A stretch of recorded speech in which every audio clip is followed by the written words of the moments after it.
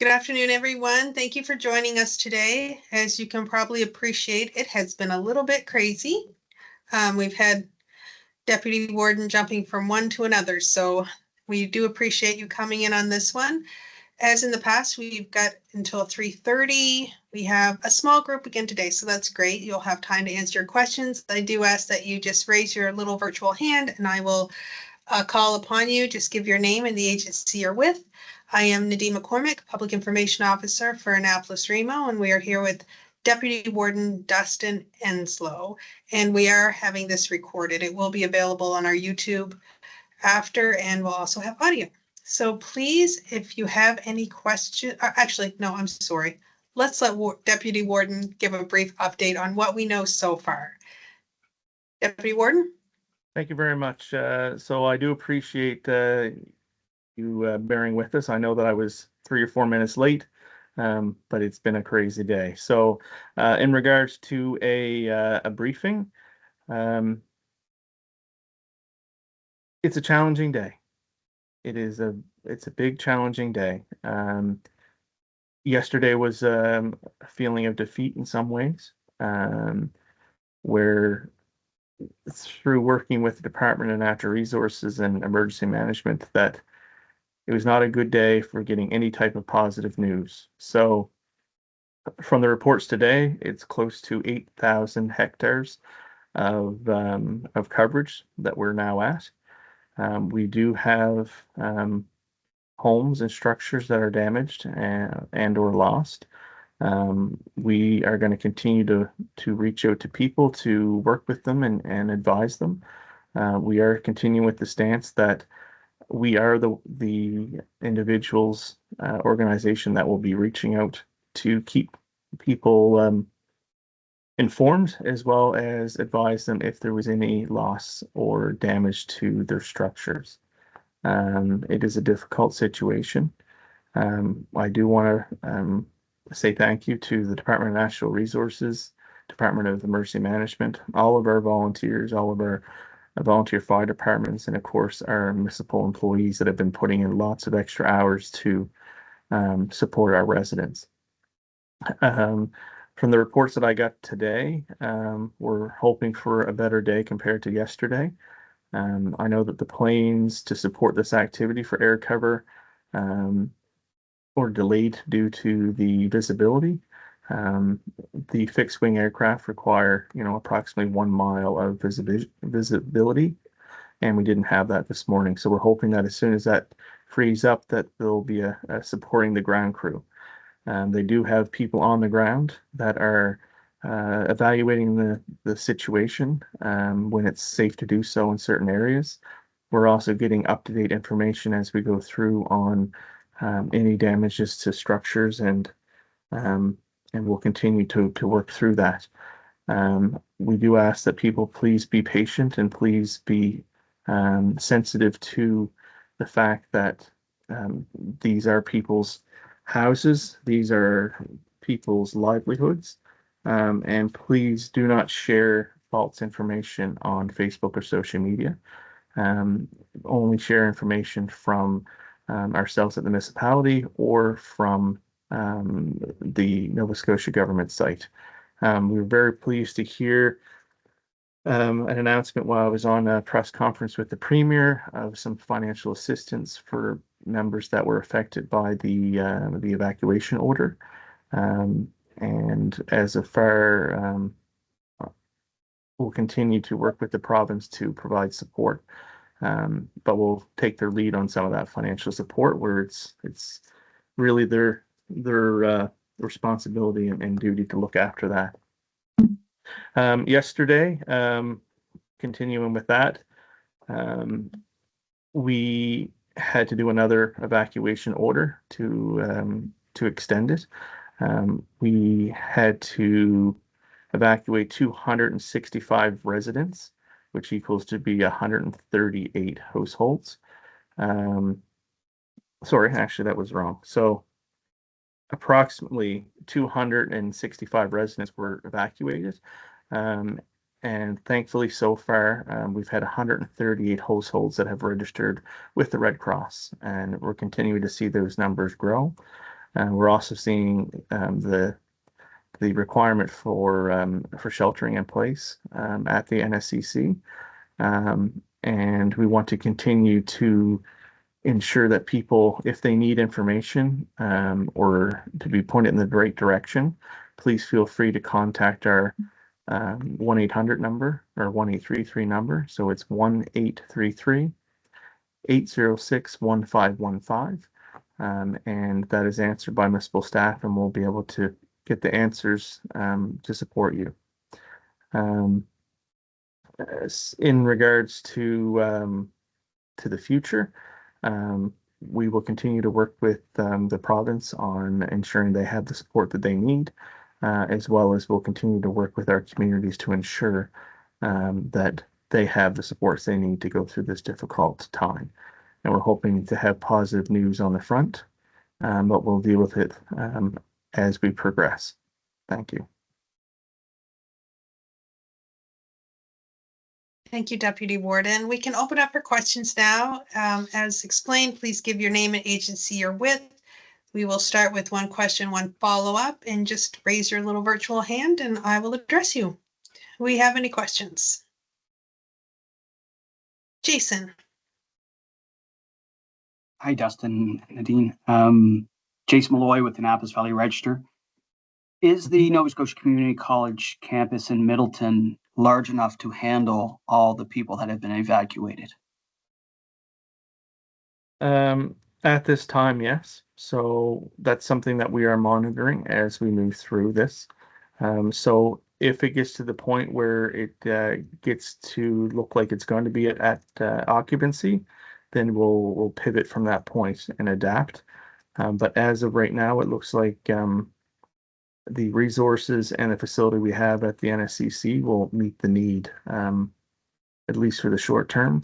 And I expect it to continue that way. Just like the first evacuation, we're seeing a lot of family and friends reaching out and staying with their different families. So we'll imagine that will continue, but we'll adapt as we go through this. And we have a follow-up, Jason? Oh. Yes, please. Can you clarify the numbers again? I want to be clear with residents and households, how many people have actually been evacuated? Okay, so I'm glad you asked that question because I realized as I was speaking at the beginning that I was a bit unsure what I was saying as well. So what we have is, so hot off the press, just came in front of me here. So yesterday, 373 civic addresses were evacuated. So that was including the addresses at Swicker Lake, Trout Lake Road, or Trout Lake, members on the number 10, Quilty Lake, Connell Lake, and East Lake. And I think there was one more I missed. I think there was 5 lakes in total. Now, with that, it was not all households. So civic addresses mean that there's just some type of structure or land that will be used for residential in the future. So as right now, of these evacuees from yesterday, we have 265 residents have registered with the Red Cross. We have 138 households from yesterday, and the previous evacuations prior to yesterday was 125. So in total, we have approximately 500, give or take, civic addresses that are part of the evacuation. So a conservative number would say about 450 homes approximately, which would mean approximately 12 to 1,300 people. And as you guys can well imagine that, we don't know exactly how many people live in all the houses. That is not we don't get information like that from census. So we're just going on our best case. So this is why we encourage people to reach out and register with the evacuation center at NSCC, which they can either do it right there at the NSCC, or they can register through the Annapolis County website at annapoliscounty.ca. That way we can get a complete good count of how many people, where they're staying, how we can contact them. Because as we've learned in the past 24 hours, unfortunately, there may be cases that we do have to reach out to you. And if we can't, then it's going to be very difficult. Thank Thank you. We have another question? Yes, CBC Halifax. Please give your Hi. name. Yes, hi, this is Juliana. Thank you so much for taking my question. I just want to clarify, we got some information about, support for evacuees, economic support, and in it, it also said that this does not apply for people who may have, like, this is a secondary homes, like cottages and things like that. Do we have an approximate amount of how many people, like, live there full time versus how many of the homes are cottages or secondary locations that people may have? It's a very good question. So it's something that our team is currently working on, because people don't register with us if it's a secondary dwelling or not. We're going by knowledge of the individuals we have in place in the municipality. Like, our planning department is very on the ground with people. We know some people are seasonal, some people aren't. So we're just trying to best estimate what we can do. We would say that based on the evacuations from yesterday, that it potentially could be, 50% that would be seasonal dwellings. But we're not using those numbers. We're just focusing on trying to reach everyone at every civic address, whether they're permanent or secondary dwelling. We shouldn't treat anyone any differently.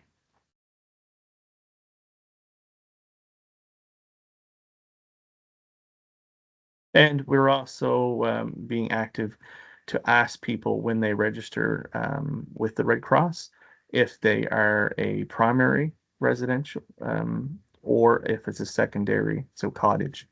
And they're collecting that information for us. But it is also it's a self-declaration. Do you have a follow-up? No, thank you so much, folks. Really appreciate it. Thank you. Sheldon, you have a question?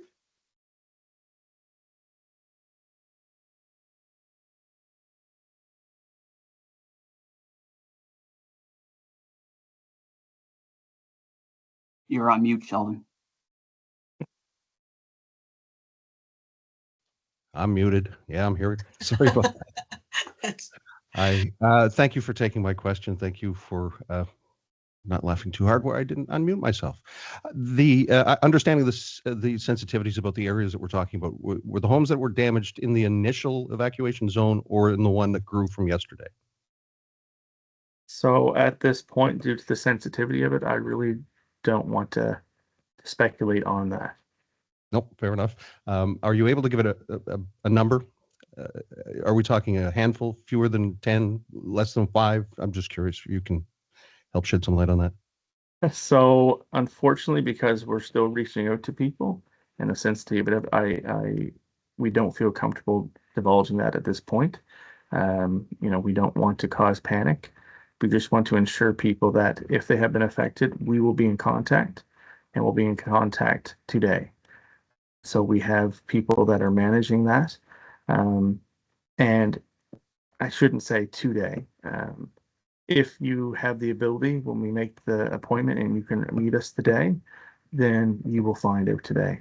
But if we contact individuals and they are in HRM or a different province, and they still want to do a face-to-face discussion, then that could be as we go through. But as we go through this with the province, there'll be more information released, but we have to respect, of course, the sensitivity of this. Like, I personally can't imagine being told that my property was damaged or lost. So we're trying to respect that fact, and we're trying to make sure that we have the right resources in place to support these individuals. And I do have to thank the media as well as the general public that have not been sharing during this sensitive time. I know we haven't seen things on Facebook, which is good, and hopefully we continue to respect people's privacy and allow them to grieve as we go through this. Thank you. Do you have a follow-up, Sheldon? Well, I understand the sensitivity, so thank you. I really don't have any other question. Thank you. I know it Okay. really didn't answer your question, but Jason, you have another question? You may have already answered this, Dustin, but I know from a previous conversation, if I remember correctly, you had suggested that you would hope that most of the conversations, if we ever got to this point, would be done in person. Can you explain if that is the case, or has there been any change to how the municipality is communicating that information to the affected evacuees? so we will be conducting these conversations in person, unless otherwise stated by an individual. So if it's someone that's away that really that still wants that information, then we'll provide over the phone, but we'll also provide ways for support. But we really want to support our residents. So we believe that if we have to inform individuals that their property has been damaged or lost, that we need to be there for them in person. Just like we've continued through this whole process, that we've been very active in person to support our evacuees, our volunteers, and we'll continue to do that. And, you know, we just want to do whatever we can during this challenging time. Have you had any issues trying to connect with evacuees if they're not registered? Yes. So we're experiencing that today. So this morning, we originally started the process of reaching out to a lot of evacuees just to advise them of that there was reports of possible damage, because we were still waiting for information. We still are waiting for certain confirmations, and that we would be in contact, because we don't want people to feel that they are forgotten, which they definitely are not. They're at the top of our minds. So it is very challenging, and we found it very challenging this morning. If you weren't evacuated, if you were evacuated and you didn't check in or provide information, we're reaching out to people by other resources, whether it's someone around the room that knows this person. So that's why we're really emphasizing that if you are evacuated, please register. That way we can reach you. I know that it seems like a tedious process, and I know that people may feel that it's an invasion of some of their personal information, but it is for us solely to reach out and have contact with you. Unfortunately, for members today, we're going to reach out to is not good.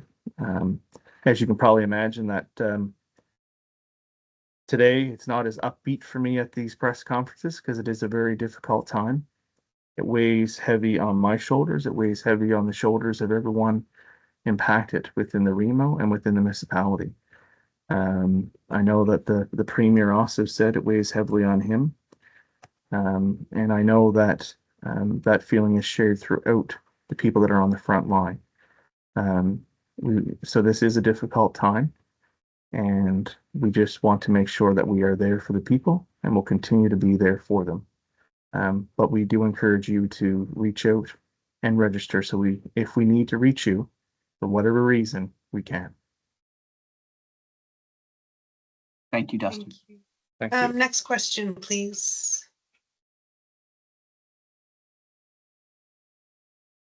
Hi, yes, thank you again. Just to clarify, when you say that you're going to, deliver the news in person, where is that going to happen? Like, are you going to reach out in person to where people are maybe staying? Is this something that people would have to go to the municipality, or just to wonder where exactly this in-person meeting would happen? So we will be contacting people to provide a place to meet with them that is closest to them. But as for the location that we may or may not do this, we're not going to provide that information. Yeah, that makes sense. Just wanted to know if like the municipality would like reach out to people where they're staying, whether that is a facility for evacuees or maybe with family and friends. So we're actively working with people that do emotional support, and we are making every effort to make sure that when we have to provide news to people, that it is in person at a place that will be comfortable for them. We do have a few options that we're looking at, and we're working through it and adapting. But we just want to make sure that it's going to be the least stressful of what's going on currently. We do not want to add any stress or anxiety to people. I can confirm that we will not be doing it at the municipal building. We will not be doing conversations at the NSCC. And we will not be doing it at any area that's being used to support the evacuation or the current situation. Because of the sensitivity of this, we want to make sure that they feel that if they feel protected and safe, and that and if they have a challenge or anything like that, that we can support that at that time.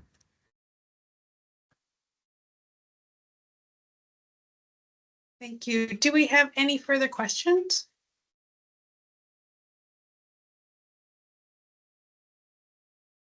No? Okay, Sheldon, don't feel bad about the mute. I do it all the time.